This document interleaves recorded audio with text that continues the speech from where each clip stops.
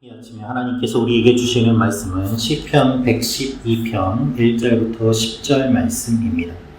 구약성경 시편 112편 1절부터 10절 말씀입니다. 시편 112편 말씀은 111편과 짝을 이루는 시입니다. 111편이 하나님이 어떠한 분이신가를 노래한다면 112편은 하나님을 경외하는 사람은 어떤 복을 누리는가를 보여주고 있습니다. 오늘 말씀을 통해서 우리가 알 수 있는 몇 가지가 있습니다. 첫째로 하나님을 경외하는 것이 참된 복입니다 라는 것입니다. 하나님을 경외하는 것이 참된 복입니다. 우리 112편 1절부터 3절 말씀 다시 한번 읽겠습니다. 시작. 할렐루야. 여호와를 경외하며 그의 계명을 크게 즐거워하는 자는 복이 있도다.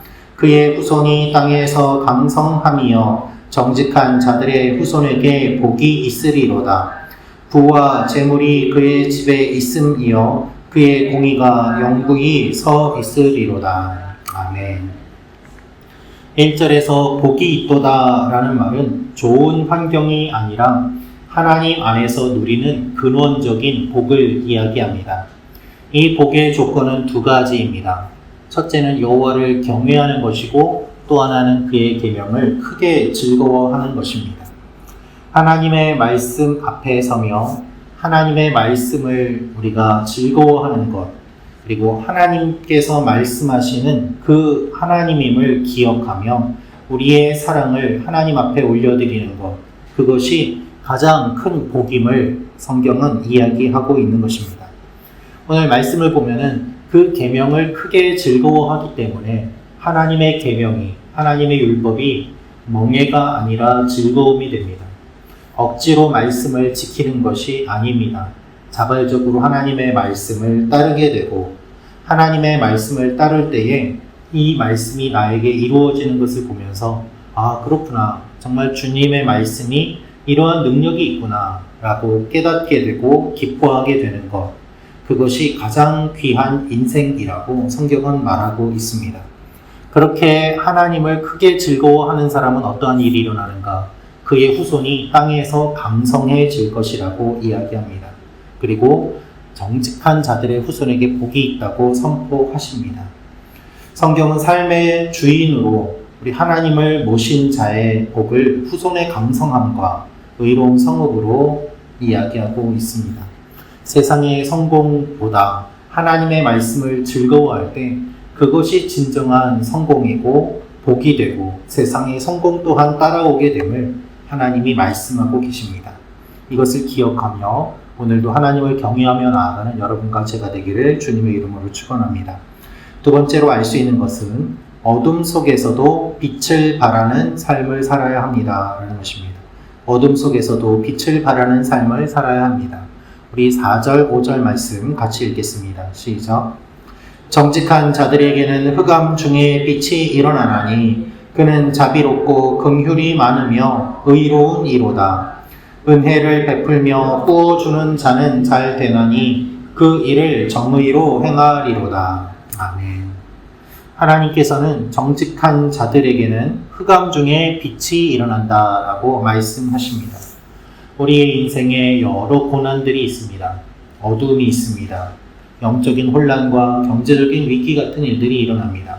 이런 어둠 속에 있을 때 하나님께서 우리를 기억하시고 붙잡아 주시고 이끌어 주신다는 말씀입니다. 빛이 일어난다는 말씀은 어둠을 뚫고 빛이 비치는 모습을 뜻합니다. 의인이 어둠 속에 있더라도 하나님께서 그 빛을 비추어 주사 길을 인도해 주시고 하나님의 사람을 건져 주실 것을 말씀하십니다. 그래서 흔들림 없이 책임감을 가지고 하나님 앞에 나아갈 수 있습니다. 이웃의 어려움을 보면서 은혜를 베풀고 꾸어주는 사람은 잘 될 것이라고 하나님이 약속해 주십니다. 나만 잘 먹고 잘 사는 것이 아니라 하나님께서 주신 복을 이웃에게 흘려보냄으로 말미암아 함께 세워지는 일들이 일어날 때 그는 영원히 흔들리지 않고 의인이 영원히 기억될 것이라고 말씀하십니다. 어두운 세상 속에서도 좌절하지 않고 하나님의 빛을 따라 또 하나님의 빛을 비치며 사는 사람, 내가 가진 것이 많지 않다고 하더라도 그 적은 것을 나누어 줌으로 말미암아 함께 세워지고 살아가는 그러한 삶을 사는 사람, 그런 사람을 주님께서 기억하고 기뻐하십니다. 오늘 우리의 삶이 그러한 삶이 되기를 원합니다. 그래서 언제나 하나님 보시기에 아무것도 없는 것 같지만 풍성한 삶을 살고 연약한 자 같지만 강인한 삶을 살아가는 그 놀라운 삶의 비결이 우리에게 주어짐을 기억하며 또 기도하며 나아가는 여러분과 제가 되기를 원합니다. 마지막으로 알 수 있는 것은 어떠한 상황에서도 흔들림 없는 믿음을 갖도록 기도합니다 라는 것입니다. 어떠한 상황에서도 흔들림 없는 믿음을 갖도록 기도합니다. 우리 7절부터 9절 말씀 같이 읽겠습니다. 시작. 그는 흉한 소문을 두려워하지 아니하며 여호와를 의뢰하고 그의 마음을 굳게 정하였도다. 그의 마음이 견고하여 두려워하지 아니할 것이라. 그의 대적들이 받는 보응을 마침내 보리로다. 그가 재물을 흩어 빈궁한 자들에게 주었으니 그의 의가 영구히 있고 그의 뿔이 영광 중에 들리리로다. 아멘. 7절에 흉한 소문이 있다고 이야기하고 있습니다. 우리를 시기하고 질투하는 사람들의 소문이 있습니다. 그리고 세상의 흉흉한 소식들이 우리의 삶을 뒤흔듭니다. 세상 사람들은 뉴스나 주변의 상황에 따라서 마음이 요동치지만 하나님을 의뢰하는 사람은 마음이 견고하여 두려워하지 아니할 것이라고 말씀하십니다.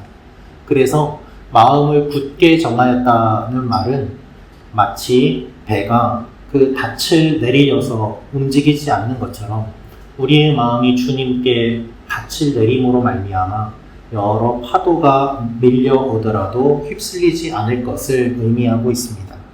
마음을 굳게 정하니 두려워하지 않습니다. 그의 삶이 의롭고 가난한 자들에게 도움을 주는 삶이기 때문에 그의 의가 영구히 있습니다. 믿음을 가진 사람은 자신만을 위한 삶을 사는 것이 아니라 이웃과 또한 하나님 나라를 생각하며 살아갑니다. 이것을 통해서 하나님이 그리고 이웃이 그를 지켜주는 것이죠.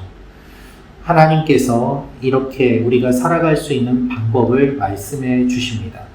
오늘도 마음을 굳게 정하고 우리에게 들려오는 여러 소리들이 우리의 마음을 뒤흔들지라도 그것에 흔들리지 아니하며 하나님께서 주시는 마음에 굳게 붙잡고 그 마음을 품고 나아가는 여러분과 제가 되기를 주님의 이름으로 축원합니다. 기도하겠습니다. 참 좋으신 아버지 하나님, 오늘 우리가 어떻게 살아야 되는지를 말씀하여 주심을 감사합니다.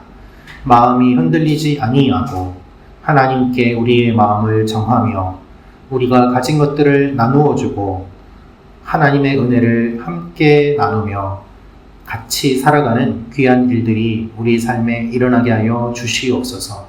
그러므로 말미암아 우리의 삶이 견고하게 하여 주시고 하나님께서 기뻐하시는 귀한 삶이 되게 도와 주옵소서. 오늘도 원근각지에 있는 우리 교회 성도 한 사람 한 사람을 주님께서 붙잡아 주시고 각자의 삶의 환경에서 하나님을 붙잡음으로 말미암아 흔들림 없는 귀한 믿음의 발걸음이 이어지게 하여 주옵소서. 주님께서 오늘도 우리를 붙잡아 주실 것을 믿고 감사드리며 예수님의 이름으로 기도합니다. 아멘. 계속해서 기도하다가 돌아가시기 바랍니다. 하나님 여러분을 사랑하십니다. 구독과 좋아요는 사랑입니다.